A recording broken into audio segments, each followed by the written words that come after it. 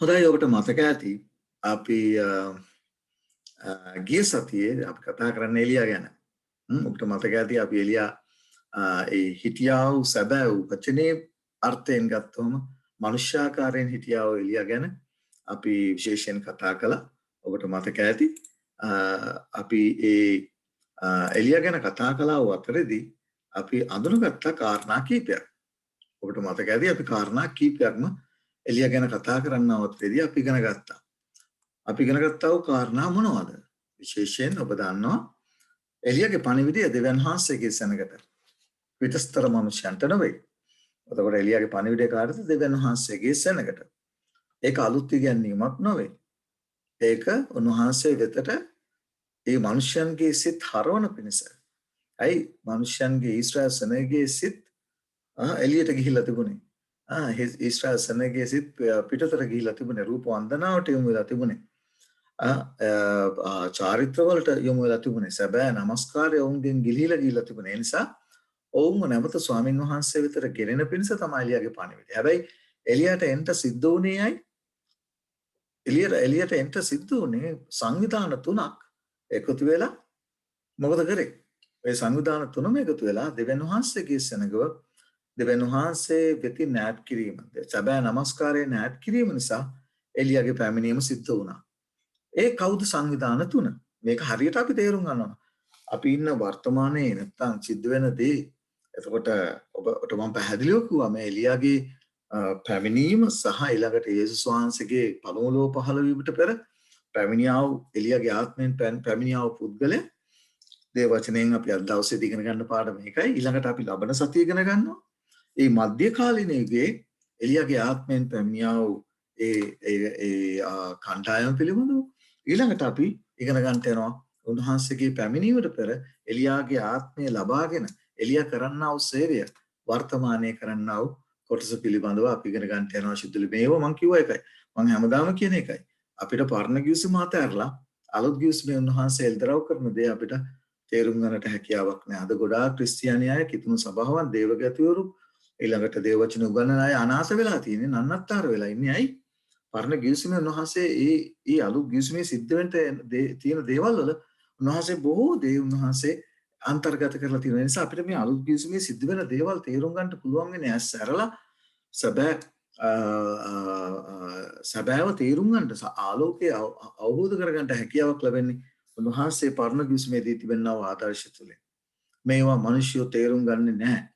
මේවා තේරුම් ගන්නට තරම් ඔවුන්ගේ මනස ඒ ආලෝකයෙන් පිරලා නැහැ. මනුෂ්‍යයන්ගේ සිත් මේ ලෝකයේ දෙවියා අන්ධ කරලා තියෙන්නේ. මේ දේවල් තේරුම් අරගෙන මේ ගැඹුරු සත්‍යතාවය තේරුම් ගන්න බැරි වෙන විදිහට මේ ලෝකයේ දෙවියා ඔවුන්ගේ සිත් අන්ධ කරලා තියෙන්නේ. ඔවුන්ට අවශ්‍ය කරන්නේ ඔවුන්ගේ ක්‍රිස්තියානි ජීවිතය මේ සීමා සහිත කොටු කරලා තබා ගන්න. මේ ඇති මට මේ හොඳටම ප්‍රමාණවත් මට නෑ. ඒ වචනේ පැහැදිලිව කියනවා මාගේ සෙනඟ දැනගැන්ම නොමැති කමින් විනාශ වෙන්න. හයි දැනුම අවශ්‍යයි මුලාවෙන් බේරින්න. දැනුම අවශ්‍යයි මිත්‍යාවෙන් බේරිලා අඳුරෙන් ඈත් වෙලා ආලෝකයේ දරුවන් හැටියට ජීවත් වෙන්න. ඒ නිසායි අපි සතිපතා මෙවැනි ආකාරයෙන් ඔබව දැනුවත් කරන්නේ.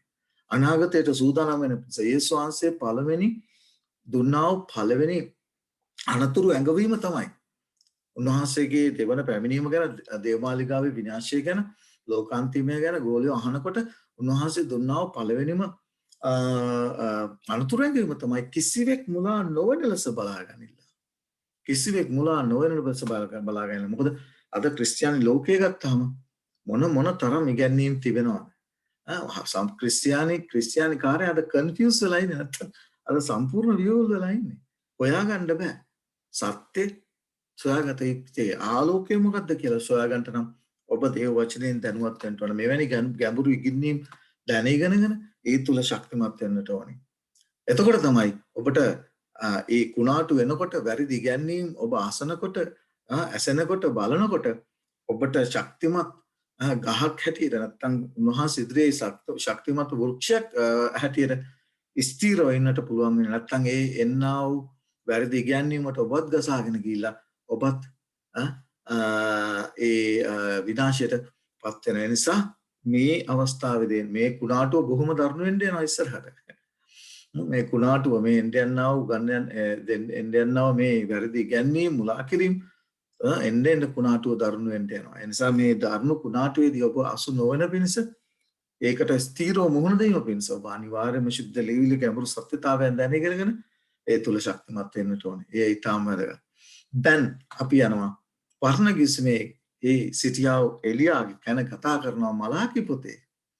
උන්වහන්සේගේ භයානක වූ දවස පැමිණෙන්නට පළමුවෙන් උන්වහන්සේ එලියාව වන බව මලාකි දිව්‍යසිවරයා කතා කරනවා. එතකොට අපි පරණ කිස්මේ එලියා පිළිබඳව අපි පැහැදිලි විස්තරයක් ලබන ගිය සතියේ නැත්නම් ගිය පාඩම තුලින් අපි තාමත් පැහැදිලිව සරලව ඉගෙන ගත්තා. ඒ තුල අන්තර්ගත වෙන දේ අමතක කරන්නට එපා. එලියා එන්ට සිද්ධ වුණේ කණ්ඩායම් තුනක්. දෙවියන් වහන්සේගේ සෙනඟට විරුද්ධව කටයුතු කිරීම. කවුද ඒ කණ්ඩායම් තුන? මම මේ සාරාංශ කරනවා. සිවිල් බලය, රජතුමා, ආහාබ් රජතුමා මොකද වුනේ? මේ දෙවියන් වහන්සේගේ රජතුමා. දෙවියන් වහන්සේගේ රජතුමා මොකද වුනේ? ඒ සිවිල් මත් වෙලා අපි කියන්නේ එහෙමයි කියන්නේ මම කියන්නේ. මත් වෙලා නැත්තම් ඒ සිවිල් බලය මොකද කරේ?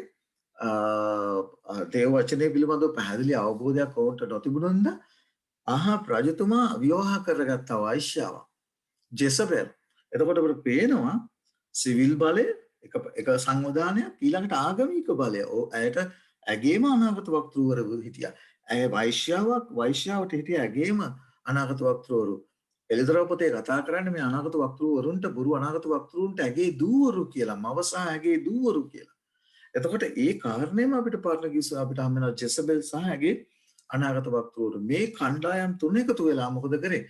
දෙවියන් වහන්සේගේ දරුවන්ව මුලා කරා. දෙවියන් වහන්සේගේ දරුවන්ව වැරදි නමස්කාරයට හිරු දෙවියන්ට නමස්කාර කරන්නට, බාල් දෙවියන්ට නමස්කාර කරන්නට ඔවුන්ව පොළඹවනු ලැබුවා. දයාබර සහෝදර සහෝදරිය මේ දේම තමයි ඉදිරියේදී තෙන්ට යන ඔබට පැහැදිලි වෙයි. ඉදිරි පාඩම් අපි කතා කරනකොට ඔබට පැහැදිලි වෙයි එදා පරණ කිව්වසේ සිදු වුණු දේම නේද අද දවසේ සිදු වෙන්නේ කියන කාරණය හතරවෙනි පාඩමේදී නැත්නම් අපි ඉන්නේ දෙවෙනි පාඩමේ 3 සහ 4 වෙනි පාඩමේදී ඔබට පැහැදිලි වෙයි එදා සිද්ධ වෙච්ච දේව නේද අද සිද්ධ වෙන්නේ කියන කාරණය.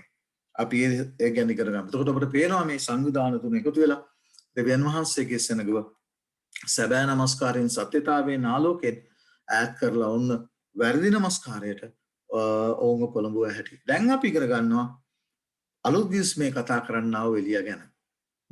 අපි අපේ කතා කරන අලුත් ගිස්මේ කතා කරන්නා වූ එලියා ගැන. මේ අලුත් ගිස්මේ කතා කරන්නා වූ එලියා පිළිබඳව අපිට හම්බෙන්නේ කොහෙද? මේ අනාගත වාක්‍ය අපිට හම්බෙන්නේ කොහෙද?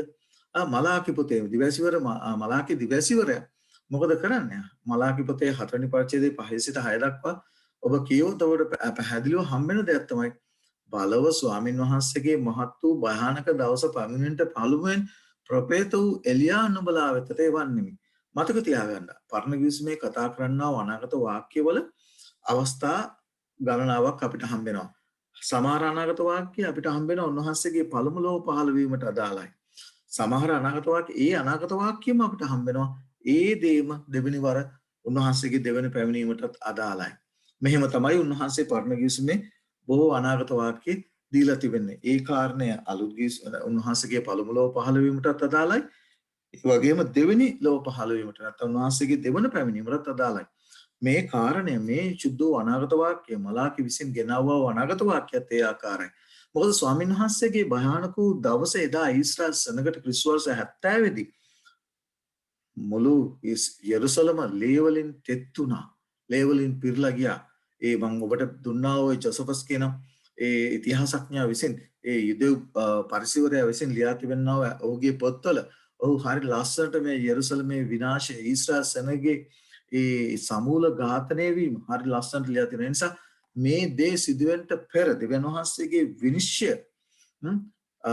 දෙවියන් වහන්සේ ඊශ්‍රායල් සෙනඟට ඒ තීන්දුව කරලා තිබුණා වූ දානියෙල් පොතේ කතා කරන්නා වූ ඒ අනාගත වාක්‍යයට අනුව ඊශ්‍රායල් සෙනඟේ වරද තීන්දුව කරන්නට ප්‍රථම දෙවියන් වහන්සේට අවශ්‍ය වුණා ඊශ්‍රායල් සෙනඟට මේ ඔවුන් ඉන්නා වූ වරදෙන් ඔවුන් ඉන්නා වූ මුලාවෙන් ඔවුන් ගලව ගන්නට. ඒ නිසා උන්වහන්සේ පොරොන්දු වුණා මලාකි දිවිසිවරයා ඇතුළෙන් ස්වාමීන් වහන්සේගේ භයානක දවස පැමිණෙන්නට පළමුවෙන් මම එවනවා කාවද? එලියාව ඇත්තරම මේක ශාරීරික නැත්නම් අපි එලියට එක එලියයිනේ ඉන්නේ අපි දන්නවා. ඒතර පැහැදිලිව යේසුස් වහන්සේගේ ලිවිලි වලින් අපි ඉගෙන ගන්නට යනවා. ඇත්තරම මේ කවුද මේ එලියාගේ ආත්මයෙන් පැමිණියා වූ පුද්ගලයා කියන කාරණේ. නමුත් අපි දන්නවා අනාගත වාක්‍යයේ ලියවීමේදී ඒ අයගේ නම් වලින් තමයි ලියා තිබෙන්නේ. දාවිද් ගැන කතා කරනවා, එලියා ගැන කතා කරනවා. මේ අනාදි වශයෙන් අනාගත වාක්‍යයේදී කතා කරන්නේ ඒ අයගේ මොකද පරණ කිවිසුමේ තිබුණ නම් වල ඒ හිටියා වූ අය කළා වූ සේවය, ඒ කළා වූ මෙහෙම අලුත් කිවිසුමේ අය නැත්තම් උන්වහන්සේ ඒ අයව තෝරගෙන ඒ මෙහෙම කරන නිසා ඔවුන්ව හැඳින්වුවේ ඒ අයගේ නාම වලින්. එහෙම නැතුව වැරදි වැටහීමක් ඇති කරගන්නට එපා. මොකද අලුත් කිවිසුමෙන් උන්වහන්සේ කතා කරන්නා වූ දේවල් තුළින් මේකයි මම කිව්වේ. පරණ කිවිසුමේ ලියා තිබෙන දේ අපිට අලුත් කිවිසුමේ ලියා තිබෙන දේ තේරුම් ගන්නට අපි පරණ කිවිසුම හොඳට අධ්‍යයනය කරන්න ඕනේ. එතකොට තමයි අපිට තේරෙන්නේ. නැත්තම් අපි කියනවා කන්ෆියුස්, නැත්තම් ඔබ වියෝලකටපත් වෙනවා. ඒ නිසායි අපි මේ දෙකම ඒ නිසායි උන්වහන්සේ අලුත් කිවිසුම සහ පරණ කිවිසුම කියන දෙකම ඔබටත් මටත් දී තිබෙන්නේ ශුද්ධ ලිවිල්ලේ සත්‍යතාවයන් අවබෝධ කරගන්න. ඊට පස්සේ කියනවා මා විසින් ඇවිත් දේශයට පහර නොදෙන පිණිස ඔහු පියවරුන්ගේ සිත් දරුවන්ගේ සිත් පියවර අතර හරවන්න වේ. මේක තමයි එදා ඒ අලුත් කිවිසුමේ පැමිණියා වූ එලියා කළා වූ සේවය. හරිම පුදුමාකාරයි. උන්වහන්සේ මේ අනාගත වාක්‍ය මලාකි විතරක් නෙමෙයි අපි දන්නවා මේ එලියා පිළිබඳව එලියාගේ ආත්මයෙන් පැමිණෙනා වූ පුද්ගලයා පිළිබඳව දිවසවර යසාය අපි මේ කාරණේ පුරාම සබත් පාඩම තුලින් ඉගෙන ගන්නවා කොයි ආකාරයෙන්ද අපි මේ සතියේ පහුගිය සතියේ ඉගෙන ගත්ත පාඩමෙන් අපි ඉගෙන ගත්තා දිවසවර යසාය කොයි ආකාරයෙන්ද උන්වහන්සේගේ මාර්ගය පිළිල කරන්නට ඒ එලියා වෙවන්ට යන්නේ කියන කාරණේ. දැන් අපි අවධානය යොමු කරමු අලුත් කිවිසුමේ ඉන්නව එලියා වෙතට. හොඳට අහගන්න මේ කාරණේ. ඔබට පේනවා ඒක ශුද්ධ ලියවිල්ලේ පැහැදිලිවම ලූක්ගේ පොතේ පළවෙනි පරිච්ඡේදයේ 16 වෙනි පදේ මේ අනාවැකිය දිවසවර මලාකි විසින් ගෙනවවා වූ අනාවගත වාක්‍යයේ වචන වලින්ම පැහැදිලිව ලූක්ගේ පොතේ පළවෙනි පරිච්ඡේදයේ 16 වෙනි පදේ ලියා තිබෙනවා. ඔහු ඊශ්‍රායල් පුත්‍රයන්ගෙන් බොහෝ දෙනෙක් ඔවුන්ගේ දිව්‍යයි වූ ස්වාමින් වහන්සේට වෙතට හරවන්නේ. දයාබර සහෝදර සහෝදරිය මේ සේවයම තමයි කවුද කළේ? ඒකයි මම කිව්වේ. ඔබට මේ කාරණා තේරුම් ගන්නට ඔබ පරණ කිවිසුමට යන්න ඕන. උන්වහන්සේ දැන් ස්වර්ගයේ කරන්නා උත්තම පූජක මෙහෙ තේරුම් ගන්න ඔබ පරණ කිවිසුමට යන්න ඕන.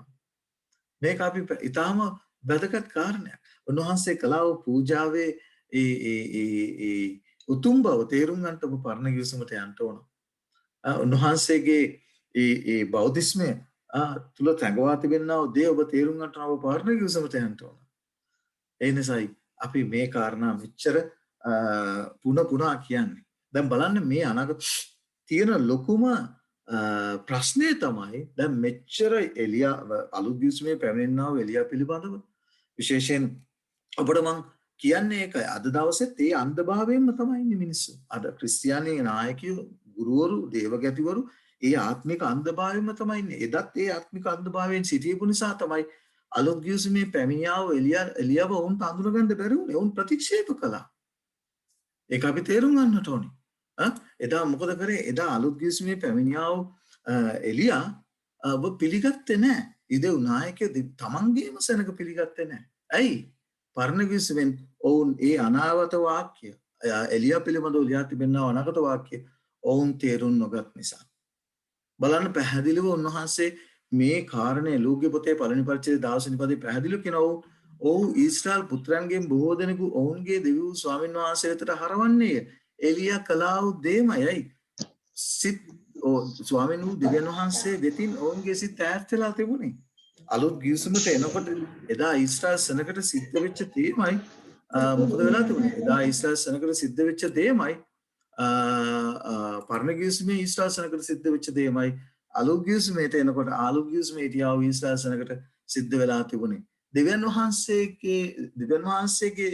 වහන්සේ වෙතින් ඔවුන්ගේ සිත් ඈත් වෙලා ගිහිලා තිබුණා.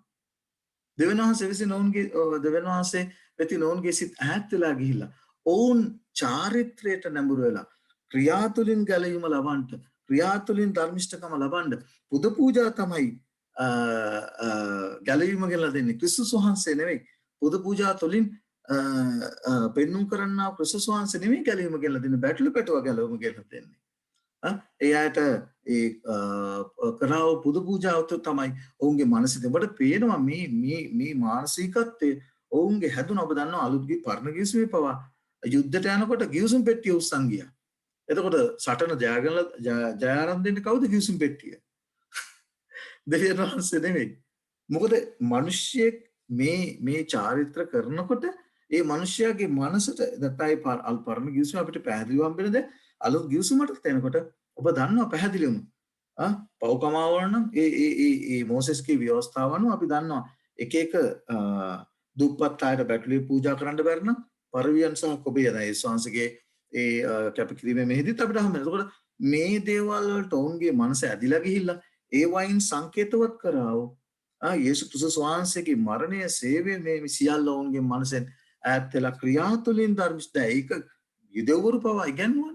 යුදෙව් නායකයෝ පවා ඉගන්වනවා. ඒ නිසා යොහාන් තුමාව ස්නාවක යොහාන් තුමාව එවනවා උන්වහන්සේ යේසුස් ක්‍රිස්තුස් වහන්සේගේ පළමු ලෝ පහළ වීමට පෙර ප්‍රථම කහවද ස්නාවක යොහාන් තුමාව එවන බව එලියාගේ ආත්මෙන් පියවුරුන් නැත්නම් ඔවුන්ගේ සිත් දෙවියන් වහන්සේ විතර නැවත හරවන්නට ස්නාවක යොහාන් තුමාව එලියාගේ ආත්මෙන් එවන බව දිවසර මලාකි ප්‍රකාශ කරෝ ඒ අනාගත වාක්‍යම ඔබට පේනවා ලූක්ගේ පොතේ පළවෙනි පරිච්ඡේදයේ 16 වෙනි පදේ පැහැදිලිව කියනවා ඔව් ඊශ්‍රායල්ගේ පුත්‍රයන්ගෙන් බොහෝ දෙනෙකු ඔවුන්ගේ දෙවියන් වහන්සේ විතර හරවන්නේ පරණ ගිවිසුම එලියා කලාව සේවයමයි යොහාන් බෞතිස්ත කරන්ට යන බව පැහැදිලිව මේ බයිබල් පාඨය එලියා තිබෙනවා. ඔහු පියවුරුන්ගේ සිත් දරුවන් දෙසට අකීකරුවන් ධර්මිෂ්ඨයන්ගේ ඥානයේ හැසිරීමට හරවන පිණිසද සූදානම් වූ සෙනගක් ස්වාමීන් වහන්සේට පිළිය කරන පිණිස ද එලියාගේ ආත්මයෙන්ද බලයෙන්ද උන්වහන්සේට පෙරටුව යන්නේ කීවේය. දාබර සහෝදර සහෝදරිය මේ දිවස්වර මලාකි විසින් ප්‍රකාශ කළා වූ ඒ අනාගත වාක්‍යයෙන් ප්‍රකාශ කළා වූ ඒ අනාගත වාක්‍ය පැහැදිලිවම යොහාන් බෞතිස්ත තුල ස්නාවක යොහාන් තුල ඉෂ්ටවන බවට ඒ අනාගත වාක්‍ය ස්නාවක යොහාන් පිළිබඳව බව මෙතනදී පැහැදිලිව ශුද්ධ ලියවිල්ලෙම තව බයිබල් පාඨ ඔබට බොහෝ දෙනවා. යේසුස් වහන්සේම කතා කරනවා. ඔහු එලියා බව ස්නාවක යොහාන් ගැන කතා කරනකොට ස්නාවක යොහාන් මේ දේ පිළිගන්න සතුටු වෙන්නේ නමුත් ඔහු ඒ එලියාගේ ආත්මයෙන් ක්‍රියා කරන බව යේසුස් වහන්සේම පවසනවා. ඒ නිසා පැහැදිලිව අපිට දැන් ඔබට පේනවා ඇති පරණ ගිවිසුමේ කතා කළා වූ ඒ මලාකි පොතේ කතා කරන්නා වූ එලියා ඒ එලියාගේ ආත්මයෙන් පැමිණෙන්නේ කවුද? යේසුස් වහන්සේගේ පළමු ලෝ පහළ වීමට ප්‍රථම ඒ එලියාගේ ආත්මයෙන් පැමිණෙන්නේ යොහාන් බෞතිස්ත බව, ස්නාවක යොහාන් බව ශුද්ධ ලියවිල්ලේ පැහැදිලි ආලෝකයක් අපට දී තිබෙනවා. මතක තියාගන්න. ස්වාමීන් වහන්සේගේ භයානක දවස ගැන ඔබට මම පැහැදිලිව කතා කරා. ඊස්ටර් සෙනගට ඒ භයානක දවස ක්‍රිස්තු වර්ෂ 70 දී පැමිණියා. රෝමවරු විසින් ඊස්ටර් සෙනගව නාස්ති කළා. ඒ නිසා උන්වහන්සේ යාට කිව්වේ නුඹලා පාලු කරන පිළිකුල මොකද්ද කියලා දන්නේ නැහනේ. සමහර අය උගන්වනවා මොකද්ද මේ පාලු කරන පිළිකුල පිළිබඳව පරණ ගිවිසුමේ පැහැදිලිව ලියලා තිබෙනවා. ඒ රෝම හමුදාවන් නැවිලා යෙරුසලම වටලා ගැනීමයි පාලු කරන පිළිකුල කියලා සුද්ධ ලියවිල්ල සඳහන් වෙන්නේ කියලා පරණ ගිවිසුමේ හරිය ලස්සනට අලුත් ගිවිසුමේ කතා කරන දේ අපිට පරණ ගිවිසුමෙන් හඳුනා ගන්න පුළුවන් ඒ අනාගත වාක්‍ය තුල. ඒකයි මම කිව්වේ. අද බොහෝ දෙනෙක් කැමති නැහැ පරණ ගිවිසුමේ ලියා තිබෙනා දේ තේරුම්. මම හැමදාම කියන්නේ අලුත් ගිවිසුමේ ලියා තිබෙන දේ ඔබට තේරුම් ගන්නට අවශ්‍ය නම් ඔබ පරණ ගිවිසුමේ අනාගත වාක්‍ය පැහැදිලිව ඉගෙන ගන්නට ඕන. පැහැදිලිව යේසුස් වහන්සේ කොහොමද දකින්නකොට මේ දේ රෝම හමුදාවන් යෙරුසලම වඩනකොට දකින්නකොට ඔබලා කරන්න ඕන ගෙයි සිටින තරත්තා තමන්ගේ බඩු ගන්නට ලෑස්ති වෙන්න එපා. පලා යන්ටේ කියලා. ඒ අනාගත වාක්‍යයට කීකරු වුණා වූ උන්වහන්සේ කිව්වා වූ ඒ සුද්ධ අනාගත වාක්‍යයට කීකරු වුණා වූ මිනිස්සු රෝම හමුදාව අපි දන්නවා ඒක හරිය ලස්සනට ජොසෆස් ඒ ඉතිහාසඥයා හරිය ලස්සනට ලියලා තියෙනවා. මම ඒවා වෙනම පාඩමකින් වෙන දවසක ඔබට කතා කරන්න. හැවිල්ලා ඊට පස්සේ ඔවුන් හැරිලා ගියා. ඒ යන අතර ඒ දේ දැක්ක ගාම උන්වහන්සේ කිව්වා වූ ඒ අනාගත වාක්‍ය මතක් වුණා ඒ දෙයට කීකරු වුණා වූ සෙනග තමන්ගේ ජීවිතය බේරගත්තා ඒ උන්වහන්සේ දුන්නා වූ අවස්ථාවේ. ඒකට අකීකරු වුණා වූ ඒ තේරුම් නොගත්තා වූ බහුතර ඊශ්‍රායල් සෙනග සමූල ඝාතනය වුණා. දයාබර සහෝදර සහෝදරිය මේ දේම තමයි ද්වේෂ සිද්ධ වෙන්න යන්නේ. මේ දේම තමයි එදා නෝවාගේ කාලේ සිද්ධ වුණේ. නෝවා කියපු දේ විශ්වාස කළේ නැහැ. නෝවා ගෙනාව වූ පණිවිඩයට කීකරුුනේ නැහැ. දුන්නා වූ අනතුරු ඇඟවීමට කීකරුුනේ නැහැ. දයාබර සහෝදර සහෝදරිය එදා අලුත් ගිවිසුමේ යොහාන් එවුන් ලැබුවා. යොහාන් එවන බව පරණ ගිවිසුමේ අනාගත වාක්‍යයේ දිවසිවර එසායා දිවසිවර මලාකි ලියා තිබෙනවා. එලියාගේ ආත්මෙන් මම එවනවා. නමුත් පිළිගත්තද යොහාන්? යුදෙව් නායකයෝ ලියන්නු පරිසවරු දේව වචනේ උගන්වපු මිනිස්සු ඉදෙව් නායකයෝ දෙවියන් වහන්සේගේ සෙනඟ බහුතරයක් ඔහුව පිළිගත්තද නෑ. ඇයි? දේව වචනේ කියනවා උන්වහන්සේ කතා කරනවා ඔබට මතක ඇති එම්මාවුස්ට ගියා වූ ඒ ගෝලයන් දෙදෙනාට කතා කරන්නේ අඥානේනි. මෝඩේනි. ඇයි? උන්වහන්සේට කතා කරන්න සිද්ධ වුණේ ඇයි? ඔවුන්ට අඥානේනි කියලා. ඊට පස්සේ කියනවා අනාගත වාක්‍ය විශ්වාස කරන්නට ප්‍රමාද සිත් ඇත්තේනි. දේව වචනේ පරණ ගිස්මේ ලියා තිබෙන අනාගත වාක්‍ය ඔබ ඉගෙන ගන්නේ නැත්නම් එහි සඳහන් වන්නා වූ කාරණා ඔබට සිද්ධ වෙන්නේ නැත්නම් උන්වහන්සේ ඔබටත් මට කතා කරන්නේ අඥානය කියලා තමයි. එසේ නොවෙන්ට අපි වග බලා ගන්න ඕනේ. එසේ නොවෙන්ට අපි අනාගත වාක්‍ය පරණ ගිස්මේ ලියා තිබෙනා වූ සුද්ධ වූ අනාගත වාක්‍ය තුළින් අලුත් ගිස්මේ දේවල් ඉෂ්ට වීම අපි තේරුම් ගන්නට ඕනේ. දායක සහෝදර සහෝදරි මේ කාරණේ ඉතාමත් වැදගත්. දැන් අපිට පැහැදිලිව හම්බෙනවා අලුත් ගිස්මේ උන්වහන්සේගේ පෙරටුව නැත්නම් උන්වහන්සේගේ පැමිණීමට සෙනගව සූදානම් කරන පිරිස උන්වහන්සේගේ පළමුලව පහළ වීමට සෙනගව සූදානම් කරන පිරිස එව්වා එලියාගේ ආත්මෙන් පැමිණියේ යෝහාන් බෞතිස්ත බව මේ අනාගත මෙහි පැහැදිලිව යත එලියාගේ ආත්මෙන්ද බලෙන්ද උන්වහන්සේට පෙරටුව යන්නේ කියලා. අපි තව කාරණා කීපයක් ඉගෙන ගමු. මොකද සිද්ධ ලියවිලින්ම අපි පැහැදිලි කරගන්න බෑ. මේ එලියාගේ ආත්මෙන් ආවේ යෝහාන් බෞතිස්ත කියන කාරණේ ඔබට පේනවා දැන් බයිබල් පාඩේ. මතෙව් 17 වෙනි පරිච්ඡේදයේ 10 වෙනි පදේ කොහොමද කියන්නේ 10 සිට 13 දක්වා උන්වහන්සේගේ ගෝලයෝ කතා කොට එසේ විනම් එලියා පළමුවෙන් එන්න ඕනෑයි ලියන්නෝ කුමක් නිසා කියන්නෝදයි උන්වහන්සේගේ නැස්සේ ලියන්නෝ දැනගෙන හිටියා එලියා එන්ට යනවායි කියලා. නමුත් ඔවුන්ගේ සිත්වල සිත් අන්ධ නිසා ඔවුන්ගේ ඇස් අන්ධ වෙලා තිබුණා එලියාව අඳුනගන්න. ඇයි? හරියට සුද්ධ ලේවිලි දැන ඉගෙනගෙන සුද්ධ ලේවිල තුලින් එලියා කවුද? එලියාගේ ආත්මයෙන් පැමිණෙන්නේ කවුද කියලා ඔවුන්ගේ සිත්වල ඒ දේ අවබෝධ නැත්නම් තීරුම් නොගන්නා පිණිස ඔවුන්ගේ සිත් මේ ලෝකයේ දිව්‍ය අන්ධ කරලා තිබුණේ ඇයි? ඔවුන්ගේ මනස තිබුණේ කොහෙද? වෙනත් දේවල් වලට. වෙනත් දේවල්ට අනාගත වාක්‍ය දැනගෙනගෙන ඒ දේ තීරුම් ගන්නට නොවේ. ඔවුන්ගේ අවශ්‍යතාවය තිබුණේ. ඔවුන්ගේ මනසේ බොහෝ වෙන දේවල් වැඩ කරා. ඒ නිසා ඔවුන්ගේ මනසෙන් අනාගත වාක්‍යයේ ඒ ශුද්ධ ආලෝකය ඈත් වෙලා තිබුණා. උන්වහන්සේ උත්තර දෙමින් එලියා එන්නේමය. ඇවිත් සියල්ල නැවත පිහිටුවන්නේ මේ. බලන්න 12 වෙනි පදේ කතා කරනවා. නමුත් නුඹලාට කියමි එලියා ආවේය. ඔව්හු කවුද? ඉදව් නායකයෝ පරිසවරු ලියන්න ඔහු නෑඳින. ඇයි හඳුනගන්න බෑනේ? කොහොම හඳුනගන්නද? කොහොම තේරුම් ගන්නද? අලු පරණ ගිවිසුමේ මේ එලියා යෝහාන් බෞතිස්ත පිළිබඳව ලියා තිබෙනා වූ අනාගත ඔවුන්ට දැනුමක් තිබුණේ නැද්ද? ඔවුන්ට හොඳ දැනුමක් තිබුණා. සාමාන්‍ය ජනතාවට වැඩිය සුද්ධ ලේවිල්ලේ පරණ ගිවිසුම පිළිබඳව හොඳම දැනුම තිබුණේ කාටද? ඉදෙව්වරුන්ට ඉදෙව් නායකයන්ට පරිසවරුන්ට ලියන්නත් ඇයි හැබැයි ඔවුන්ට දැනුම තිබුණට ඔවුන්ගේ සිත් අන්ධ වෙලා තිබුණේ ඒ දේවල් තේරුම් ගන්නට. ඒවා තේරුම් ගන්නට බැරි වෙන ලෙස ඔවුන්ගේ සිත් අන්ධ වෙලා තිබුණේ. කනගාටුයි. අද දැනුම තියෙනවා බොහෝ දේවගතවරුන්ට බොහෝ දේව වචන උගන්වන අයට. නමුත් දේව වචනේ ලියා තිබෙන සත්‍යතාවයේ තේරුම් ගන්න බැරි වෙන අනාගත වාක්‍ය සුද්ධ ලේවිලේ පරණ ගිවිසුමේ ලියා තිබෙනා අනාගත වාක්‍ය අලුත් ගිවිසුමේ ලියා තිබෙන අනාගත වාක්‍ය තේරුම් ගන්න බැරි වෙන විදිහට මේ ලෝකයේ දෙවියන් ඔවුන්ගේ සිත අන්ධ කරලා වෙන දේවල් තමයි ඔවුන්ගේ මනසේ වැඩ කරන්නේ. ඔහු නෑඳින යමක් කරන්නට කැමති වූද ඒ දේ ඔවුන්ට කළෝය. ඔහුට කළෝය. දැන් සහෝදර සහෝදරිය යෝහාන්ගේ ඒ කරපු දේ පිළිබඳව අපි අද දවසේ ඉගෙන ගන්නට යනවා. මොනවද කළේ? එසේම මනුෂ්‍ය පුත්‍රයාත් ඔවුන්ගෙන් පීඩා විඳින්න ඔය ඔවුන්ට කීසේක. උන්වහන්සේ යෝහාන් බෞතිස්ත ගැන තමුන්ට කතා කළ බව එකල ගෝලියෝ තේරුම් ගත්තෝය. දැන් සහෝදර සහෝදරිය උන්වහන්සේ පැහැදිලි සාක්ෂීන් අපට අද දවසේ දී තිබෙනවා. දේව වචනේ තුල දී තිබෙනවා. මේ අලුත් ගිවිසුමේ උන්වහන්සේගේ පළමුලව පහළවට පෙර එන්නා වූ එලියාගේ ආත්මයෙන් පැමිණෙනා වූ පුද්ගලයා කවුද කියන කාරණේ. උන්වහන්සේ පැහැදිලිව ඒ යෝහාන් බෞතිස්තගේ ගැන කතා කරනවා. මතෙව් පොතේ 11 වෙනි පරිච්ඡේදයේ 9 සිට 15 දක්වා. මොකද කියන්නේ? නමුත් කුමකට පිටත්ව ගිහිවිද? අනාගත වක්තෘ කෙනෙක් බලන්න දේශේ නුඹලාට කියමි. අනාගත වක්තෘ කෙනෙකුටත් වඩා බොහෝ උතුම් කෙනෙක්. මක් නිසාද? මෙන්න මගේ දූතයා ඔබට පෙරටුව එවමි. මේක කතා කරන ඒසායා දිවසිවරයා. ඔහු නුඹ ඉදිරියේ නුඹේ මාර්ගය සාධන්නය ලියා තිබෙන්නේ මොහු ගැනය. අන්න යේසුස් වහන්සේ පරණ ගිවිසුමේ ලියා තිබෙනා අනාගත වාක්‍ය අරගෙන මිනිස්යන්ගේ ඇස් අරිනවා. මිනිස්යන්ට උගන්වනවා. මේ කාරණා තමයි මේ දිවසිවරු මේ පුද්ගලයා ගැන තමයි ලියා තියෙන්නේ. බලන්න කොච්චර වැදගත්ද කියන කාරණේ අනාගත වාක්‍ය ඉගෙන ගැනීම. ඔහු නුඹ ඉදිරියේ නුඹේ මාර්ගය සාධන්නය ලියා තිබෙන්නේ මොහු ගැනය.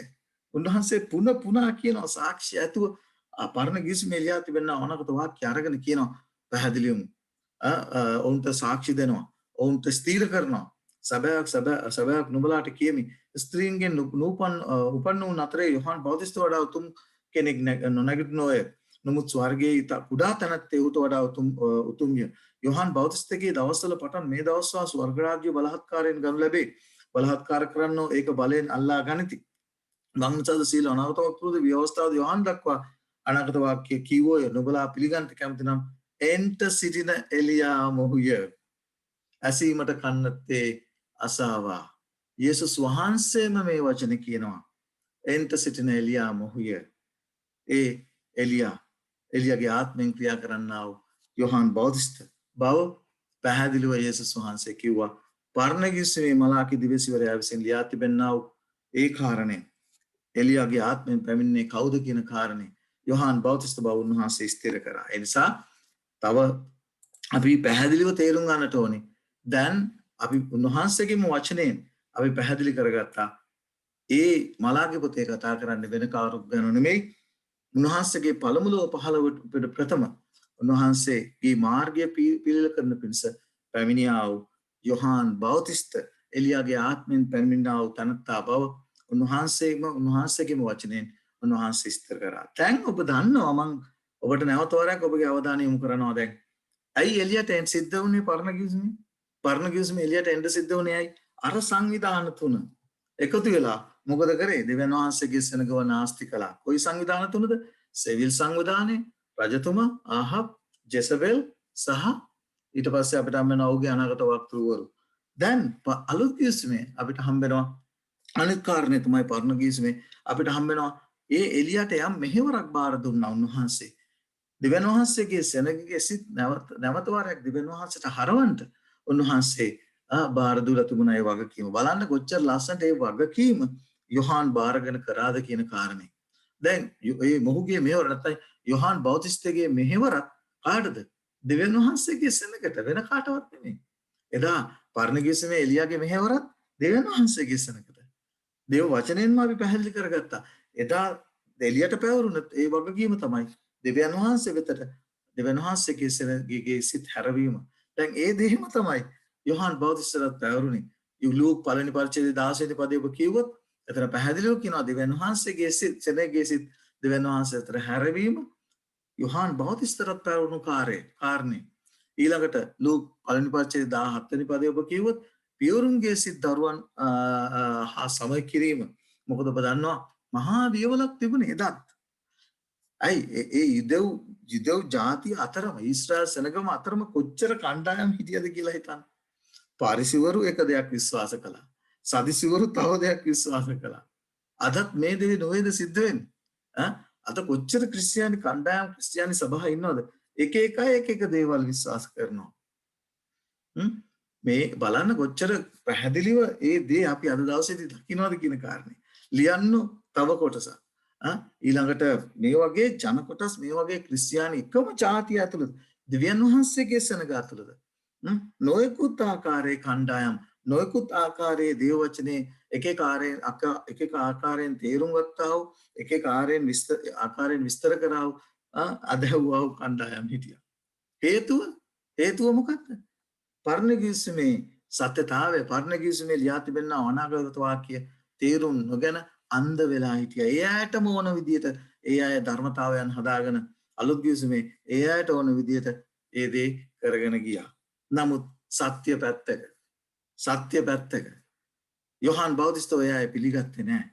පැහැදිලිව දන්නද? යොහාන් බෞතිස්ත ගැන මෙච්චර සාක්ෂි දී තිබෙනකොට උන්වහන්සේ මෙච්චර උන්වහන්සේගේ මුඛයෙන් ඒ යොහාන් බෞතිස්ත එලියාගේ ආත්මෙන් ක්‍රියා කරන බව සාක්ෂියෙන් දී තිබෙනකොට පරණ ගිවිසුමේ අනාගත වාක්‍ය අරගෙන යොහාන් බෞතිස්ත පිළිබඳව ලියා තිබෙන අනාගත වාක්‍ය අරගෙන මිනිසයන් ඉදිරියේ මෙච්චර කතා කළා. පිළිගත්තද ඒ අය? පිළිගත්තේ නැහැ. ඉතින් අපිට පුදු වෙන්න දෙයක්වත් නැහැ අද දවසේදී. මේ පිළිබඳව අද දවසේදී අපි මේ ශුද්ධ වූ සත්‍යතාවය නිගැනීම කතා කරනකොට මිනිස්සු පිළි නොගැනීම ගැන මම පුදු වෙන්නේ නැහැ ඇත්තටම. මොකද ඒකට හේතුව එදා සහ අද අතර කිසිම වෙනසක් නැහැ. ඒ දේම තමයි අද දවසේ සිදු වෙන්නේ. දෙක රාජාවලිය පුතේ ඔබ පැහැදිලිව දන්න දෙයක් පරණ ගිවිසුමේ එලියා උන්වහන්සේ පැහැදිලිව කියන ආශ්‍රතය ගිනි ආශ්‍රත වලින් උන්වහන්සේ ස්වර්ගයට අරගෙන ගියායි කියන කාරණේ එතන පැහැදිලිව ලියා තිබෙනවා. එහෙම ලියා තිබෙනකොටත් අලුත් ගිස්මේ යොහන්ගේ පොතේ තුන්වෙනි පරිච්ඡේදය වෙන්න ඕන තියෙන බයිබල් පාඩයක් අරගෙන මිනිස්සු කියනවා ස්වර්ගයේ මනුෂ්‍යයන් අතරින් කවුරුත් නැහැයි කියන කාරණේ. එතන මේ බයිබල් පාඩේ පවා හරියට කියවලා තේරුම් ගන්න බැරි තරම් මනුෂ්‍යයන්ගේ සිත් අන්ධ වෙලා මගේ සහෝදරයා මේ ගැන මගෙන් ඇහුවා. ඒ අවස්ථාවේදී එයාටත් ඊට පස්සේ අවබෝධ වුණා මේ බයිබල් පාඩේ කතා කරන්නව කාරණේ මොකද්ද කියලා. මොකද ඒක ඒ බයිබල් පාඩේ ගන්න එක සෙන්ටෙන්ස් එකයි. නැත්නම් එක වාක්‍යය එතනින් අරගෙන කියන්නේ. ඒකෙන් තමයි මිනිස්සු කියන්න උත්සාහ කරන්නේ. ස්වර්ගයේ ක්‍රිස්තුස් වහන්සේ හැරෙනකොට වෙන කවුරුත් මනුෂ්‍යයන් අතරින් නැහැ කියලා. මේ පරණ කිසිම පැහැදිලිව පරිච්ඡේදයක් අරගෙන කියලා තියෙනවා එළිය ස්වර්ගයට ගියා වූ ආකාරය. හරි. ඒක තමයි ආත්මික අන්ධභාවය. මේක තමයි ආත්මික අන්ධභාවය. වෙන කිසි දෙයක් නෙමෙයි. පරණ කිසිමේ ලියා තිබෙන දේ විශ්වාස කරන්න ඔවුන්ගේ සිත් පෙළඹිලා නැහැ. ඒක පැහැදිලි සාක්ෂියතුව පරිච්ඡේදයක් අරගෙන කියලා තියෙනවා කොහොමද එලිෂා සහ එලියා යන්නව අතරදී උන්වහන්සේ එලියාව ස්වර්ගයට ගෙන ගියේ කියන කාරණේ. ඒක නෑ ඒක එපා.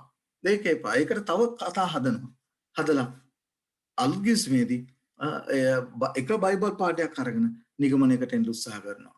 මේක ඊටාම භයානක තත්ත්වයක්. මේ දේම තමයි එදා ඊශ්‍රායල් සනකර සිද්ධ වෙලා තිබුණේ. පැහැදිලිව දෙක රාජාවලිය පොතේ කියනවා ඔහු මෙතන ඊට ඉස්සෙල්ලා උන්වහන්සේ කියන්නේ ඔහු එලියාගේ ආත්මෙන් සහ බලෙන් ඔහු ඉදිරියේ යන්නේ කියන කාරණය. ඒකට පැහැදිලිව යොහන් බෞතිස්ත පිළිගත්තේ නැහැ. ඒ කියන්නේ ප්‍රතික්ෂේප කරා තමයි එලියා බව. නමුත් ඒ ස්වාංශේ පැහැදිලිව මොකද Tamanට කියන්න බෑනේ Taman එලියා කියලා. ඒක දේව වචනේ ලියා තිබෙන අනාගත වාක්‍ය අනුව තමයි ඔහුව උන්වහන්සේ සේවයට කැඳවුවේ. එලියාගේ ආත්මෙන් එලියාට දුන්නා වූ බාර දුන්නා වූ වගකීම යොහන් බෞතිස්ත ඒ දේ ඉෂ්ට කරන බව පරණ ගිවිසුමේ ලියා තිබෙන අනාගත වාක්‍යයට අනුව උන්වහන්සේගේ සැලැස්ම අනුව ඔබ දන්නවා යොහන් බෞතිස්තගේ උත්පත්තිය පිළිබඳව ස්වර්ගයෙන් පණිවිඩය ආවේ. මොකද ඔහු පිළිබඳව එලියා තිබෙන අනාගත වාක්‍ය ඉෂ්ට වීම පිණිස ඔහු කළා වූ සේවය පැහැදිලිවම ඔබ ඉදිරියේ තබා තිබෙන ඔහු කළා වූ මෙහෙවර පැහැදිලිව ක්‍රිස්තුස් වහන්සේ වෙනුවෙන් සෙනඟක් සූදානම් කරන බවට. මොකද මේ අනාගත වාක්‍ය ඉෂ්ට විය යුතු තිබුණා. අනාගත වාක්‍ය ඉෂ්ට විය යුතු තිබුණා.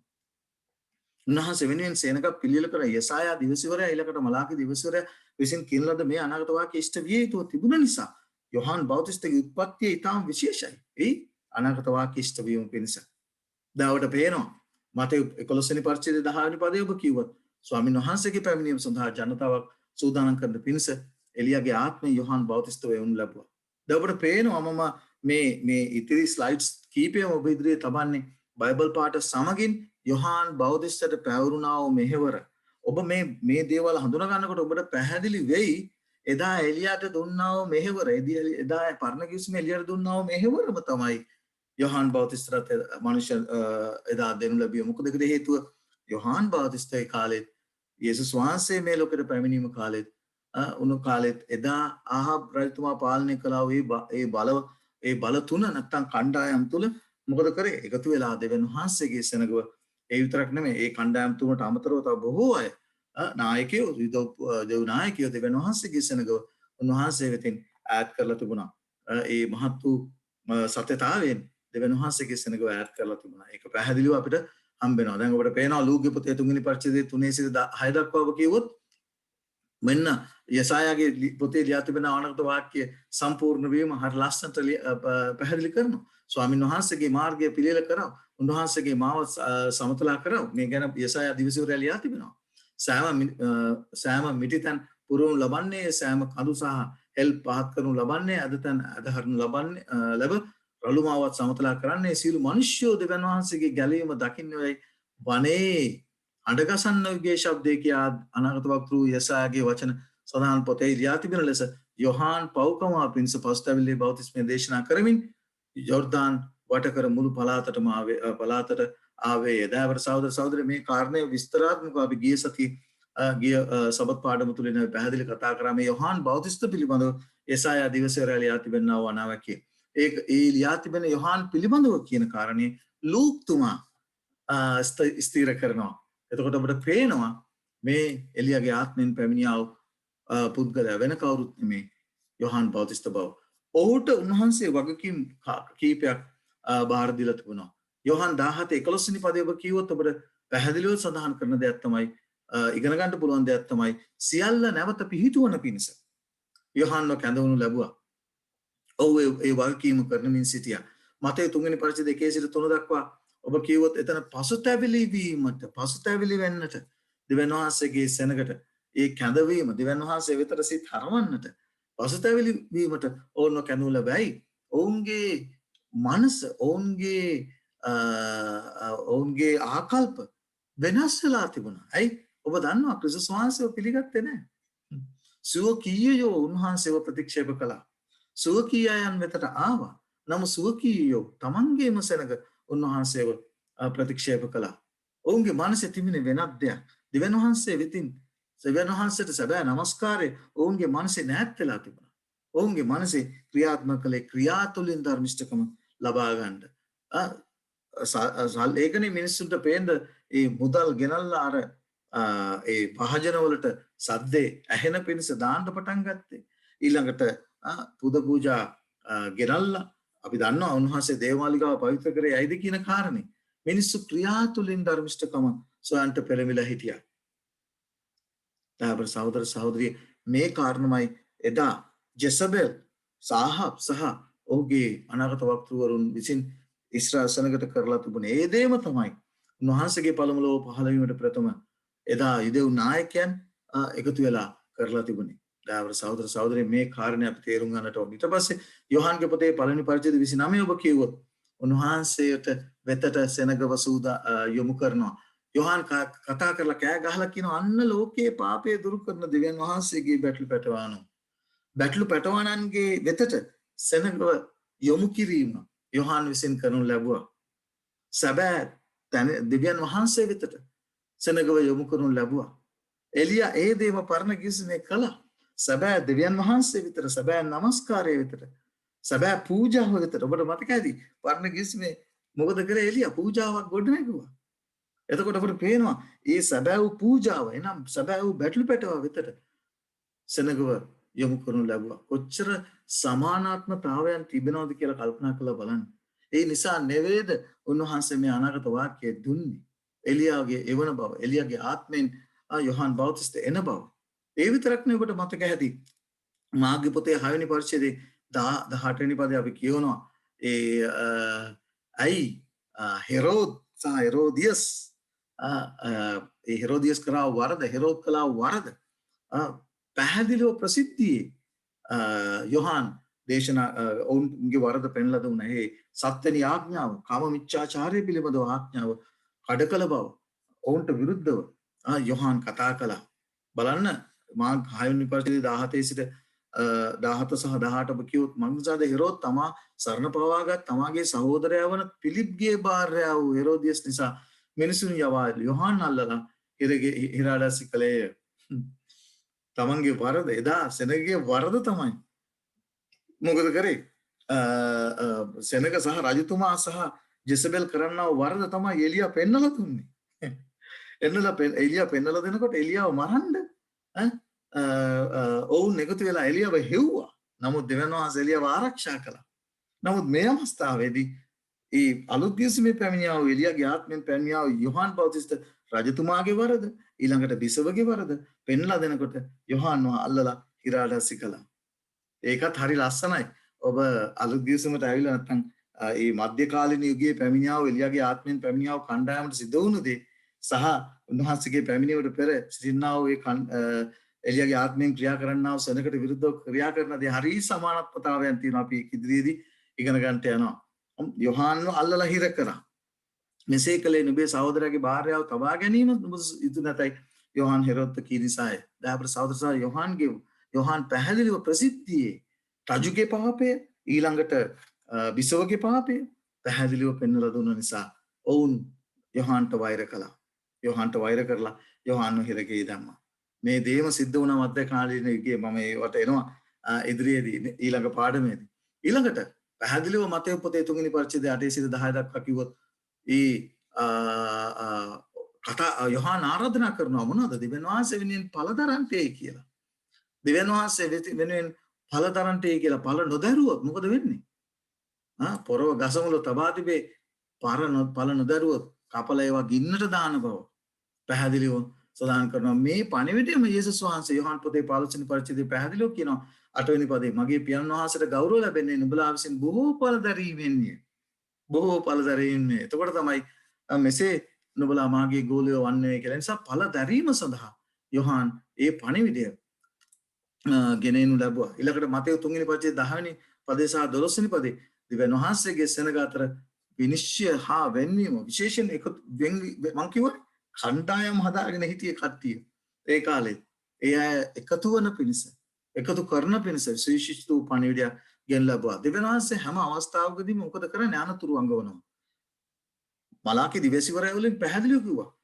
දිව්‍යන් වහන්සේගේ භයානක දවස දිව්‍යන් වහන්සේගේ විනිශ්චය ඊශ්‍රායල් සෙනගට විරුද්ධව පැහැදිලිව කියනවා දානියෙල් දිවසිවරය ඒ අනාගත වාක්‍යය පැහැදිලිව ලියා තිබෙනවා. මොකද කියන්නේ? වරද තීන්දුව කරන්න ඉස්සරලා ඊශ්‍රායල් සෙනගේ වරද තීන්දුව කරන්න ඉස්සරලා මේ කවද දිවසිවර එලියාව එවන බව යෙසායා සහ විශේෂයෙන් මලාකී දිවසිවරය පැහැදිලිව කියනවා දෙවියන් වහන්සේගේ විනිශ්චය භයානක දවස ඊශ්‍රායල් සෙනගට විරුද්ධව ඇවිලෙන්ට පරමුවෙන් මේ පසුතැවිල්ලට කැඳවන පිණිස ඒ පණිවිඩය එවනවා කියලා. පිළිගන්නේ එක නොපිළිගන්නේ එක මිනිස්යාගේ අතේ තිබෙන දෙයක්. යෝහන්ගේ පොතේ 10 වෙනි පරිච්ඡේදයේ 12 වෙනි පදේ පැහැදිලිවම විනිශ්චය ගැන සහ ඒ නැවත එකතු වෙලා මේ සුද්ධ පණිවිඩය ක්‍රිස්තුස් ක්‍රිස්තුස්වාංශය පිළිගන්නට මේන් ගැලවෙන්නට මේ එන්ට යනව මහත් වූ ඒ විනිශ්චය නැත්නම් මහත් වූ විනාශයෙන් ගැලවෙන්නට යේසුස් ක්‍රිස්තුස්වාංශය පිළිගන්නට කියන පණිවිඩය ඔහුගෙන ආවා. පැහැදිලිව අපිට හම් වෙනවා ඒ මතෙව් පොතේ පැහැදිලිව කතා කරනවා කවුද දැනටම පොරව ගස මුල තබා තිබෙබැයින් ඵල නොදරන සියලු ගස් කපා ගින්නේ දවනු ලැබේ. දෙවියන් වහන්සේ උන්වහන්සේගේ කුල තමන් වහන්සේගේ අතේ උන්වහන්සේ තමන් කමත හොඳ හැටි පවිත්‍ර කරනසේක තමන් දහන්නේ අටුවල රැස්කොට බොල් නොනිවන ගින්නෙන් දවනසේකයි කීවේ. අපි මේ නොනිවන ගින්න ගැන අපි හරි ලස්සනට ඉගෙන ගත්තා වෙනම පාඩමකින් බලන්න. නමුත් ඊශ්‍රායල් එදා ඒ ගින්නෙන් යෙරුසලම දැවෙනකොට අපි දන්නවා යෙරුසලමේ නොනිවන ගින්නෙන් උන්වහන්සේ දැව්වා. හැබැයි ගින්න නිවිලා ගියා. දැව්වට පස්සේ දැවීමට පස්සේ ඒ ගින්න නිවිලා ගිය බව අපි දන්නවා. ඒ ගින්නෙන් බොහෝ බහුතර යුදෙව් නායකයන් පරිසරු ලියන්න ඔය අය විනාශ වෙලා ගියා. ඊට පෙර යෝහන් බාප්තිස්ම එවුණු ලැබුවා යේසුස් ක්‍රිස්තුස් වහන්සේ පිළිගන්න පිණිස. මතක තියාගන්න එලියා තනියම පෙනී සිටියේ නැහැ. එලියා පෙනී සිටියව හැම අවස්ථාවකම හිටිය අර සංවිධාන තුන කවුද? සිවිල් බලය, රජතුමා හිටියා. ඊළඟට වෛශ්‍යාව හිටියා. බොරුව නාගත වක්තෘවරු හිටියා. ඔබට මේ කාරණේ හරිය ලස්සනට පේනවා. එල්දරව් පොතට ගියාම එල්දරව් 17 වෙනි පරිච්ඡේදයට ගියාම එතන සිවිල් බලය තිබෙනවා. වෛශ්‍යාවක් ගැන කතා කරනවා. වෛශ්‍යාවගේ දිනියන් ගැන කතා කරනවා. මම මේකයි කිව්වේ ඔබ කොහොම තේරුම් ගන්නද අලුත් කිවිසුමේ ලියා තිබෙන දේ, පරණ කිවිසුමේ තිබෙන දේ ඔබ තේරුම් ගන්නට ඔබට හැකියාවක් නැත්තම්.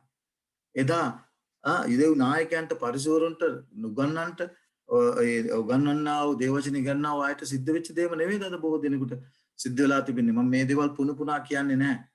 පුනුපුනා කියන්න හේතුව ඔබගේ ඇස් ඇරෙන පිණිස. ඒ නිසායි ඔබට තේරුම් යන පිණිස. එදා අලුත් යේසුස් වහන්සේගේ පළමු ලෝ පහළ වීමේදී විශේෂයෙන් එදා ඊශ්‍රායලෝන්ට සිද්ධ වෙච්ච දේ අද ආත්මික ඊශ්‍රායල් සෙනගට සිද්ධ නොවන පිණිසයි මේ දේවල් ඔබ ඉදිරියේ පුනුපුනා කියන්නේ. මාගේ පොතේ 6 වෙනි පරිච්ඡේදයේ 14 සිට 16 දක්වා 20 සහ 28 ඔබට පේනවා පළවෙනි කණ්ඩායම මේ සිවිල් බලය ගැන අපිට කතා කරනවා. දැන් අපි හඳුනගන්න යන්නේ දැන් යෝහන් බව එලියාගේ ආත්මයෙන් පැමිණියේ යේසුස් වහන්සේගේ පළමු ලෝ පහළ වීමට පෙර පැමිණියේ එලියාගේ ආත්මයෙන් පැමිණියේ යෝහන් බව අපි ශුද්ධ ලියවිල්ලෙන් ස්ථිර ලෙස තේරුම් ගත්තා. දැන් අපි බලමු අර සන්දාන තුන ගැන කතා කරමු. අපිට පැහැදිලිව හම්බ වෙනවා ඒ සිවිල් බලය එනම් හෙරෝද් ගැන අපිට හම්බ වෙනවා. බලන්න හෙරෝද් ගැන කතා කරනවා මාගේ පොතේ එකල උන්වහන්සේගේ නාමය ප්‍රසිද්ධ වූ බැවින් හෙරෝද් රජ ඒසා යෝහන් බෞතිස්ත මලුන්ගෙන් නැගිටුනේ.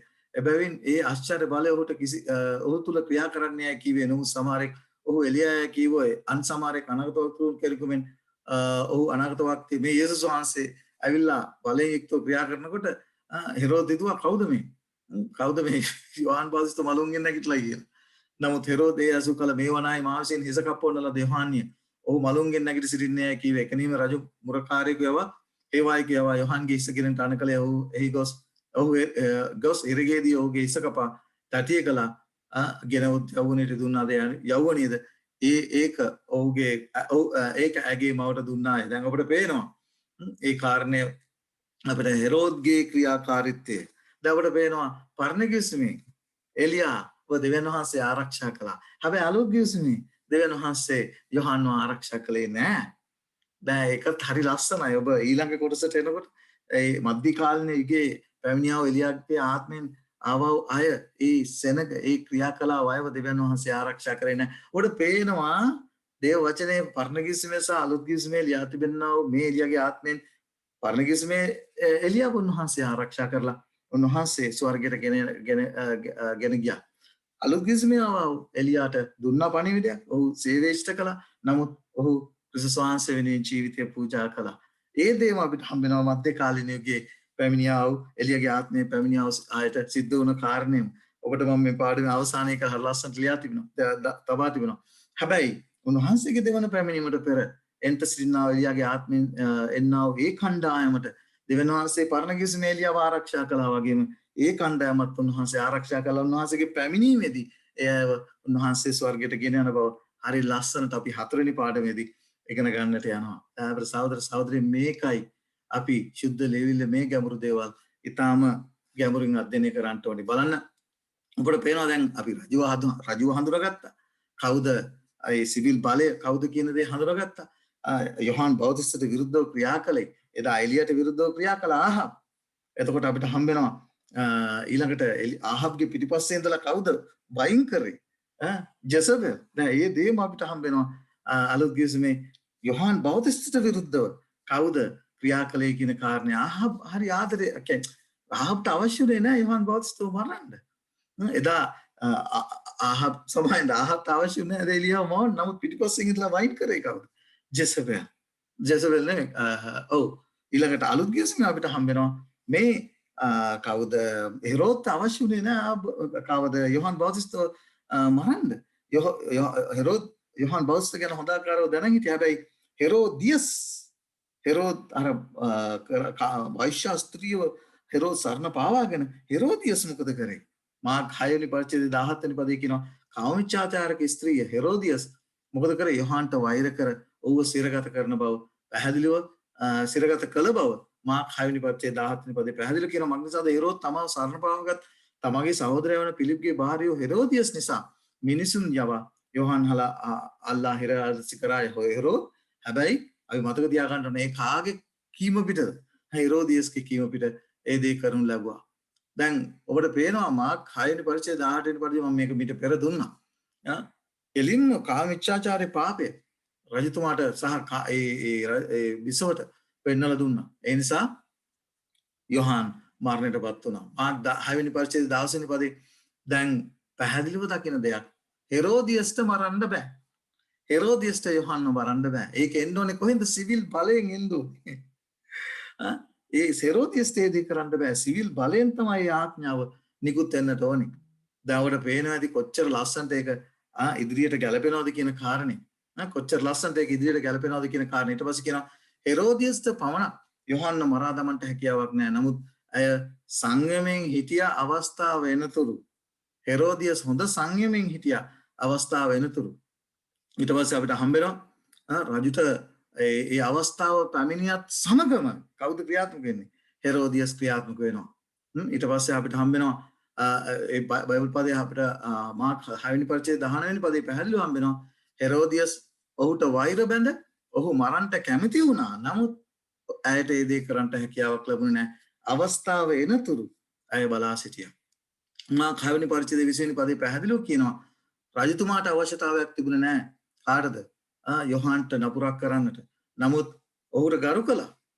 පැහැදිලිව අපිට හම්බෙනවා රජතුමා මත් වෙලා හිටියේ. රජතුමා ඒ අවස්ථාවේදී මත් වෙලා හිටියේ. රජතුමා හෙරෝදියස්ට කන් දුන්නා. රජතුමා හෙරෝදියස්ට අයි මත් වුණාම කිසි දෙයක් තේරෙන්නේ නැහැ. මේ ආත්මික මත් බව තමයි අද දවසේත් ඔබ දකින්නේ. දේවචනේ පැහැදිලිව කියනවා මාර්ක් 6 වෙනි පරිච්ඡේදයේ 20 වෙනි පදේ මග්නිසාදයත් යොහාන් ධර්මිෂ්ඨ වූ ශුද්ධ වූ මිනිසෙකු බව හෙරෝද් දන ඔහුට බයව ඔහු ආරක්ෂා කළේ. තවද ඔහුගේ බස්ස සහ හෙරෝද් බොහෝසේ වියවුල් විය. නමුත් සන්තෝෂයෙන් ඔහුට හැම්කම් දුන්නේ. දැන් ඔබ දන්නවා සිවිල් බලය එදා ආහබ් වගේම අලුත්ගිස්මේ හෙරෝදුත් යොහාන් බෞතිස්ට ගෞරව කරා. නමුත් බලපෑම ආවේ පිටිපස්සෙන්නේ. හෙරෝදියස්ගෙන් තමයි බලපෑම ආවේ. ඊළඟට ජෙසබෙල් තමයි ආහබ්ව පාලනය කරේ. ඒ වගේම තමයි හෙරෝදියස් තමයි කාවද හෙරෝද්ද පාලනය කරනු ලැබුවේ.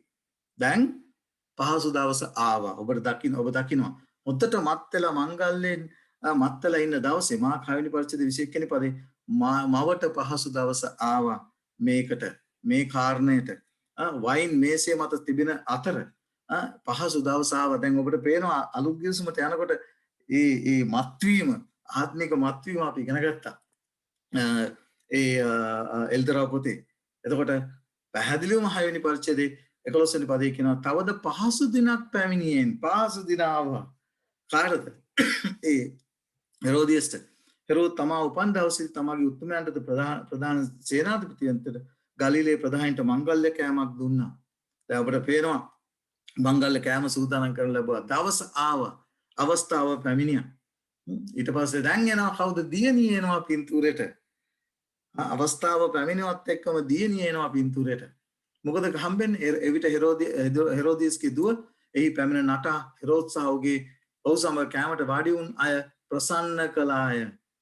එකල රජතම තරුණියට කතා කොට ඔබ කැමති මොන දෙයක් නමුත් මගෙන් ඉල්ලන්න ඒක නුඹට දෙමි කීයේ. ඔබට පේනවා සිවිල් බලය කොයි ආකාරයෙන්ද මව සහ දැන් ඒ අලුත් ගිවිසුමේ සිද්ධ වුණා උදේ සිවිල් බලය හෙරෝද් නම්‍යශීලී වුණා. කැමති වුණා ඕනම දෙයක් කරන්න. මව ඉල්ල විශේෂයෙන් දුවව පිටිපස් හිටියේ මව. එතකොට දුව ඉල්ලන දේ කරන්නට සිවිල් බලය කැමති වුණා. දැන් සහෝදර සහෝදරයන් මේ දේම තමයි ඉදිරියේදී සිද්ධ වෙන්න යන්නේ. මව සහ දුවරු එකතු වෙලා සිවිල් බලයෙන් ඉල්ලන්ට යනවා. එල්දරව් 13 වෙනි පරිච්ඡේදයේ කතා කරන්නව කාලේ මව සහ දුවරු එකතු වෙලා සිවිල් බලයෙන් ඉල්ලන්නට යනවා. කාරණයක්. ඒ දේ අපි අලුත් ගිවිසුමේදී ඉගෙන ගත්ත විශේෂයෙන් අනාගත වාක්‍යයේ කාරණේ ඉගෙන ගත්තා. ඔබට මම මේ ටිකක් රහ දෙන්නේ නැත්තම් මේ දේවල් දෙන්නේ ඉදිරියේදී වෙන්න තිබෙන ඉගෙන ගන්න යනව කාරණේ ඔබ තේරුම් ගන්න පිණිස. ඊට පස්සේ අපිට හම් වෙනවා මාර්ක් 6 වෙනි පරිච්ඡේද 23 හරියටම අවස්ථාව ලැබුණා. ඊට පස්සේ මොකද වුනේ? මාර්ක් 6:24 අපිට හම් වෙනවා මේ භයානක චරිතය මව ක්‍රියාත්මක වුණා. දියණියව සතුටු කරන්නට මොකද කරේ? ඉල්ලුවා. මව ගිහිල්ලා ඇහුවා මොනවද මම ඉල්ලන්න ඕනේ කියන කාරණේ. ඊට පස්සේ පැහැදිලිවම අපිට හම් වෙනවා මවව නියෝජනය කර අය අවස්ථාවේ දියණිය. ඔබට පේනවා පැහැදිලිවම මවව නියෝජනය කරා දියණිය. කෙලින්ම කිව්වා. ගිහලා යොහාන් අවස්ථාව ආවා. රජු මත් වෙලා හිටිය හොඳම අවස්ථාව. දෙවියන් වහන්සේගේ දරුවව දෙවියන් වහන්සේගේ සේවකයව දිවසිවරයව ඝාතනය කරන්නට හොඳම අවස්ථාව පැමිණලා හිටියා. සිවිල් බලය ඒ සඳහා සූදානම් වෙලා තිබුණා. අවස්ථාව පැමිණිවාම මොකද වුනේ? ඒ ජෙසබෙල්ගේ සමාන හෙරෝදියස්ගේ ඒ අවශ්‍යතාවය ඉෂ්ට කරනු ලැබුවා. දුව එකතු වෙලා දෙන්න එකතු වෙලා යොහාන් බෞතිස්තෝ ඝාතනය කරා. දැන් සහෝදර සහෝදරිය දැන් ඔබට පේනවා මේ හෙරෝදියස් සහ ඔහුගේ අයගේ දියණිය එකතු වෙලා දියණියත් එසේ මෙසේ වුණේ නැහැ. දිය කිසි ප්‍රශ්න ඇහුවේ නැහැ. කෙලින්ම ඔබට පේනවා මේ කාරණේ සිදුුනේ ඇයිද කියන කාරණේ ඔබට පේනවා මාර්ක් 6 වෙනි පරිච්ඡේදයේ 26 වෙනි පදේ මව සහ දියණිය විසින් සිවිල් බලය මොකද කරේ? රැවට්ටුවා. ඇයි? සිවිල් බලය රජතුමා හොඳට මත් වෙලා හිටියේ. රජතුමාට PVC නෙමෙයි හිටියේ. අදත් එහෙම තමයි. අදත් සිවිල් බලය PVC නෙමෙයි ඉන්නේ. දියණිය මව ඉල්ලන්නේ මොනවද? දෙන්න බලාගෙන ඉන්නේ. මව කවුද කියලා ඒ මව එල්දර 17 වෙනි පරිච්ඡේදයේ කතා කරනවා. 18 වෙනි පරිච්ඡේදයේ කතා කරනවා. ඒ මව සහ දියණියන් ඉල්ලන දේ මේ ලෝකේ ඒ අනිත් බලය සිවිල් බලය දෙන්නට කැමැති වෙමින් සිටින අවස්ථාවක අපි ජීවත් වෙන්නේ. හැබැයි ඒ දේ තේරුම් ගන්නකොට ප්‍රමාදයි. හෙරෝද් රජතුමා ඒ දේ තේරුම් ගන්නකොට ගොඩාක් ප්‍රමාදයි. දැන් අපිට පේනවා මේකට හේතුව උනේ ඒ ගණිකාවත් එක්ක නැත්තම් ඒ වෛශ්‍ය ස්ත්‍රියත් සමග විවාහ වීම නිසා රජතුමා මුලා වුණා. රජතුමාව රවට්ටුම් ලැබුවා. රජතුමා අතිශයින්ම ශෝක වුණා.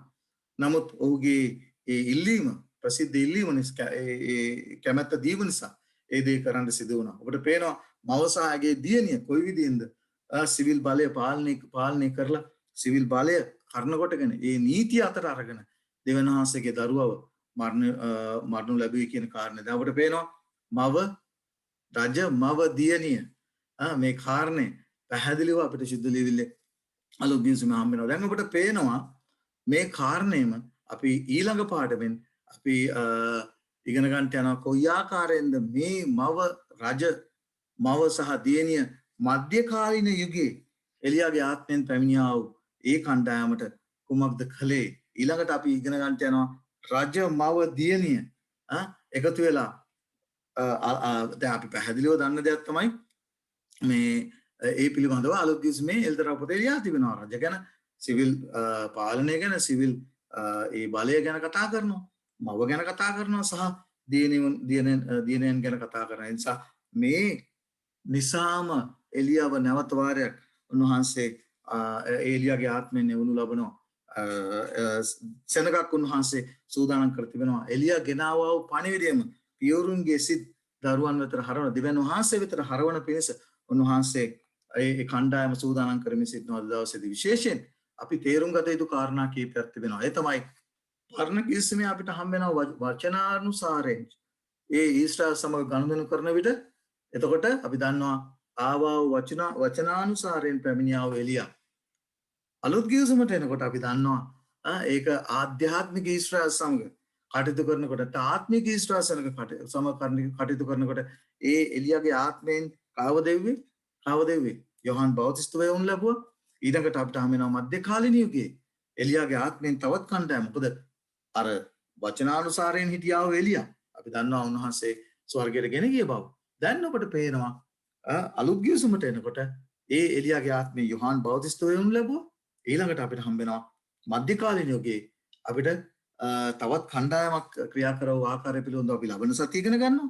ඊළඟට 4 වෙනි සතිය අපි ඉගෙන ගන්නට යනවා මේ අපි ජීවත් වෙන වර්තමානයේගේ උන්වහන්සේ මේ එලියාගේ ආත්මය දී තිබෙන්නේ කාටද කියන කාරණේ. දැන් ඔබට පේනවා මේ එලියා වර්ග දෙකක් අපිට හම්බ වෙනවා. පරණ ගිවිසුමේ මම ඔබට මේක පැහැදිලි කරා. පරණ ගිවිසුමේ එලියා ඒ සේවය හමාර කරලා දෙවියන් වහන්සේ ඌ ආරක්ෂා කරගත්ත ඔහු ස්වර්ගයට රැගෙන ගියා. හැබැයි අලුත් ගිවිසුමේ ආවා එලියා ඒ පණිවිඩයම දුන්නා. නමුත් ඒ පණිවිඩය දෙන්නව අතරේදී එලියව නැත්තම් එලියාගේ ආත්මයෙන් පැමිණියා වූ යොහන් බෞතිස්තව හිරාඩාසි කරලා ඔහු ජීවිතය පූජා කළා. ඔහුට දෙවියන් වහන්සේ උන්වහන්සේ වෙනුවෙන් ජීවිතය පූජා කරන්න සිද්ධ වුණා. ඔබ ඉගෙන ගන්නට යනවා මේ දේම මධ්‍යකාලීන යුගයේ ආවා වූ වේසනකටත් සිද්ධ වුණා. හැබැයි අපිට හම්බ වෙනවා පරණ ගිවිසුමේ හිටියා වූ එලියාට ඒ ක්‍රියාකලාව ඒදී එලියාගේ ආත්මයෙන් නැවත වරක් උන්වහන්සේගේ දෙවන පැමිණීමට පෙර පළමු පැමිණීමට පෙර ආවා වූ එලියාව මොකද වුනේ? ඝාතනය කරනු ලැබුවා. ඒක අපි පැහැදිලිව දකින දෙයක්. නමුත් දෙවන පැමිණීමේදී පෙර එන්ට යනා වූ එලියාගේ ආත්මයෙන් එන්ට යනා වූ කණ්ඩායම මොකද කරන්නට යන්නේ? උන්වහන්සේගේ සෙනග උන්වහන්සේ ආරක්ෂා කරගෙන දෙවියන් වහන්සේගේ සෙනග වෙතට මනුෂ්‍යයන්ගේ සිත් හරවන පිණිස ඒ පණිවිඩය ඊටමත් බලයෙන් යුක්තව දෙමින් සිටිනවා. ඒක අපි 4 වෙනි සතියේදී ඉගෙන ගන්නට යනවා. ඒ නිසා අපිට පේනවා පරණ ගිවිසුමේ ඉතිය එලියාව දෙවියන් වහන්සේ ආරක්ෂා කරා. උන්වහන්සේගේ පැමිණීමට පෙර එන්ටෙන් අවසනක උන්වහන්සේ ආරක්ෂා කරන බව පොරොන්දු වෙලා තිබෙනවා. හැබැයි අලුත් ගිවිසුමේ උන්වහන්සේ එලියාගේ ආත්මයෙන් පැමිණියා වූ ඒ එලියාව මරණු ලැබුවා. මධ්‍යකාලීන යුගයේ අපි දන්නවා ක්‍රිස්තු වර්ෂ 534 සිට 1798 දක්වා කාල පරිච්ඡේද ඒ කාලය ඇතුළත මේ බලවේග තුනම ආවා. සිවිල් බලය ආවා, වෛශ්‍යාව ආවා, ඊළඟට වෛශ්‍යාවගේ දූවරු එකතු වෙලා ඒ එලියාගේ ආත්මයෙන් පැමිණියා වූ දෙවියන් වහන්සේ විතර මනුෂ්‍යයන්ව හරවන්ට උත්සාහ කළා වූ ඒ දෙවියන් වහන්සේගේ සෙනගව ඝාතනය කරනු ලැබුවා. ඒ යොහන් බෞතිස්තර සිද්ධ වෙච්ච දේම ඒ සෙනගට සිද්ධ වුණා. හැබැයි ඒක ඉවරයි. දැන් ඔබට පේනවා යොහන් බෞතිස්තර සිද්ධ වුණ දේ මධ්‍ය කාලයේ යුගයේ හිටියා වූ එලියාගේ ආත්මයෙන් පැමිණියා වූ ඒ එලියාගේ පණිවිඩය ගෙනාවා වූ සෙනගට සිද්ධ වුණා. හැබැයි තව එකක් සිද්ධ වෙන්න තිබෙනවා. ඒ කුමක්ද? ඒ පරණ ගිවිසුමේ සිටියා වූ එලියාව උන්වහන්සේ ආරක්ෂා කළා වගේම උන්වහන්සේගේ දෙවන පැමිණීමට පෙර සිටින්ට යනා වූ සෙනග එලියාගේ පණිවිඩය ගෙනත් යනා වූ සෙනග උන්වහන්සේ ආරක්ෂා කරනවා. දයාබර සහෝදර සහෝදරිය මෙපමණ මහත් ආලෝකයක් උන්වහන්සේ අපිට දී තිබෙනකොට මේ දේවල් ගැඹුරින් අධ්‍යයනය කරලා අපි උන්වහන්සේට අපේ ජීවිත ලං කරගමු. අපි උන්වහන්සේ මේ දී තිබෙනා මේ ශුද්ධ පණිවිඩය තේරුම් අරගෙන අපි උන්වහන්සේ වෙත ලං වෙමු එලියා වෙනුවෙන් ඒ එලියට එදා දුන්නා වූ පණිවිඩයම අද ඔබටත් මටත් දී තිබෙනවා කරන්නට ඒ වගකීම අපි බය නැතුව උන්වහන්සේ වෙනුවෙන් ඉෂ්ට කරමු. මොකද එලියාව ආරක්ෂා කළා වගේ උන්වහන්සේගේ පැමිණීමට පෙර ජීවිතෙන් ආව උන්වහන්සේගේ සෙනගව උන්වහන්සේ ආරක්ෂා කරන්න පොරොන්දු වෙලා තියෙනවා. එසේ කරන්ට උන්වහන්සේ ඔබටත් මටත් ආශිර්වාද කරනසේක්වා. ආමෙන්.